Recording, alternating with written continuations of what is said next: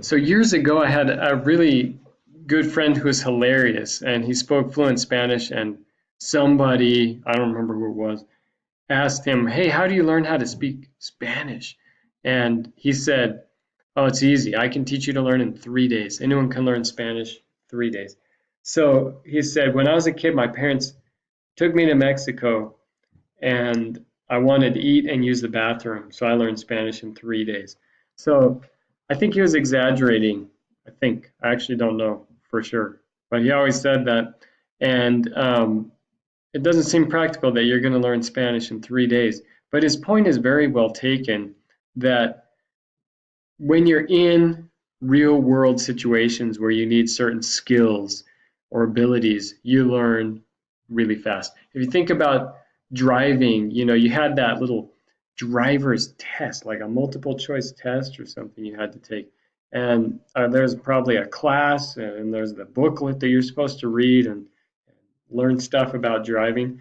Well, I get it. You need to know what the different signs mean and all this stuff. But really, in practice, a huge percentage of your driving skill came from actually driving, being the one at the wheel, doing stuff. And that is the essence of authentic learning, is having a classroom experience where the teacher is not this wise person up at the front of the classroom that's giving all the answers, but when the teacher is facilitating authentic learning experiences, they're giving you ways to practice these skills and apply these skills and use the stuff you're learning in real world ways, as real as possible, as close to the real thing as possible. And to do this, we use flipped classroom design. The flipped classroom, what is a flipped classroom? Well, a traditional classroom is something like this. In class, the teacher teaches you the concepts, helps you understand the concepts, maybe helps you apply the concepts, and then gives you an assignment where you do higher level stuff outside of class as a project or paper or something.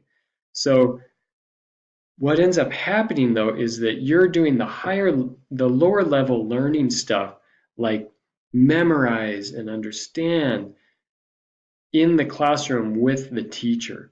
And then they're sending you out on your own to do the higher level learning stuff like create and analyze, on your own without the teacher present.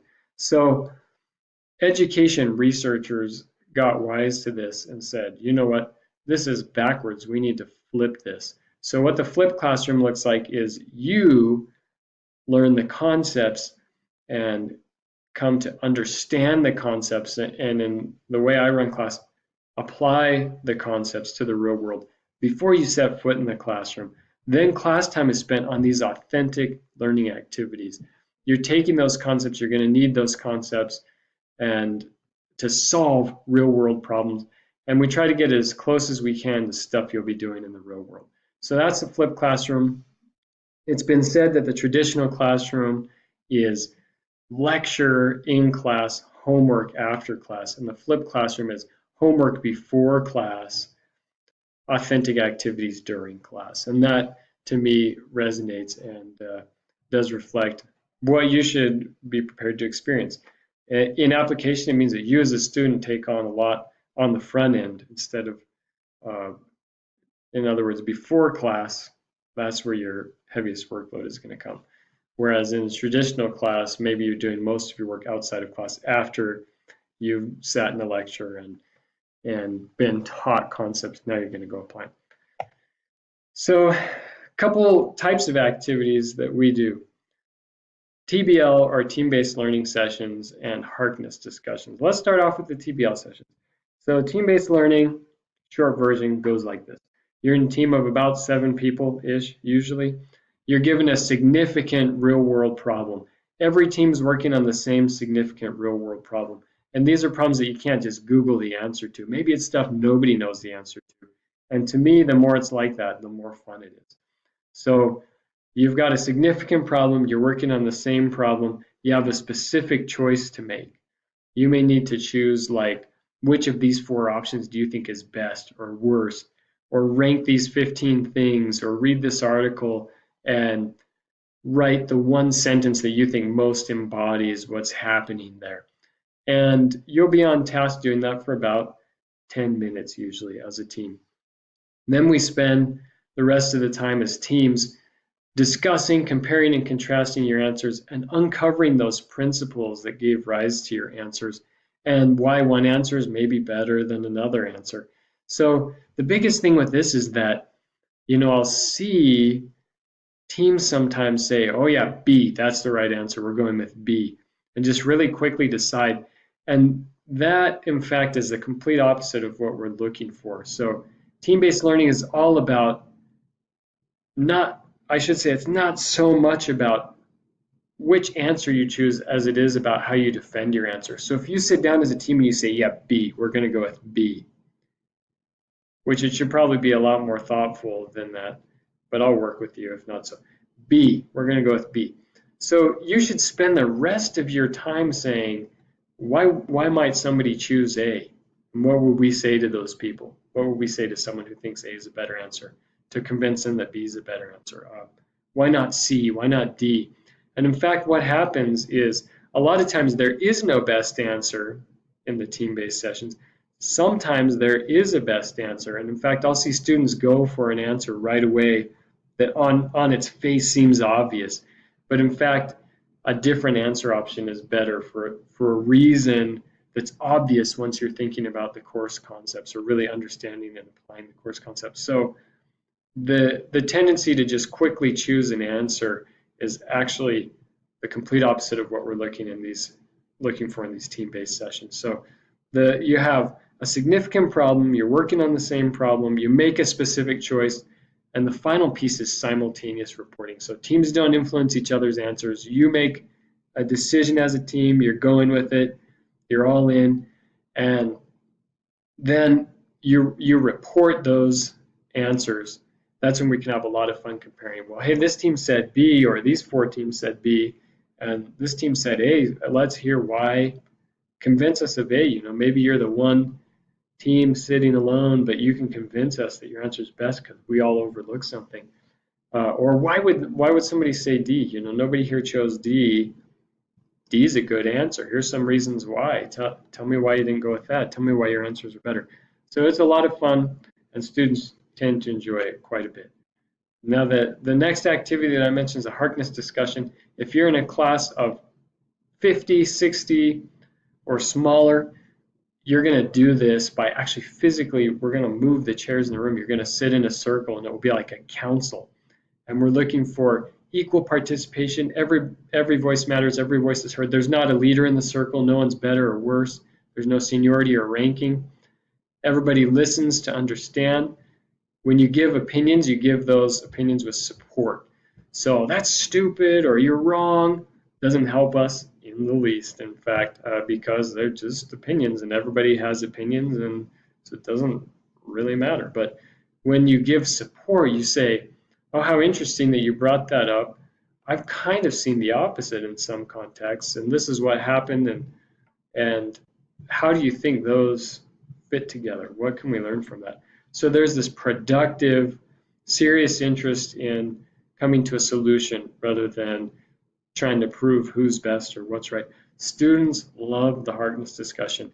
I just kind of happened into this, but then students keep I do these evaluations mid-course, end of the course, and students just keep asking more Harkness discussion, more Harkness discussion. We love it. I've tried to figure out exactly what's going on. They've said it makes them feel really professional. It helps them in so many different ways. It helps them in their jobs. It helps them at church. It helps them with their friends. It helps them when their crazy Uncle Louie is on a political tirade at a family reunion.